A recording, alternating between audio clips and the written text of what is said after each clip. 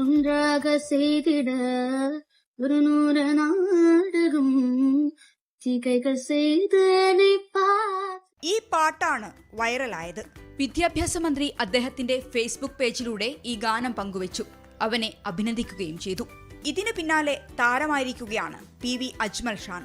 പാട്ടൊന്നും പഠിച്ചിട്ടില്ല, പക്ഷേ ഇവൻ പാട്ടുപാടി ശരിക്കും ഞെട്ടിക്കുകയാണ്.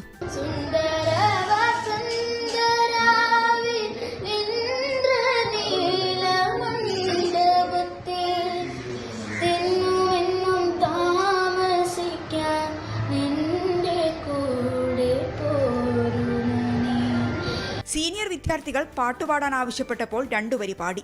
സീനിയേഴ്സ് പറഞ്ഞു പാടാൻ, അപ്പോൾ ഞാൻ വെറുതെ പാടിയതാണ്.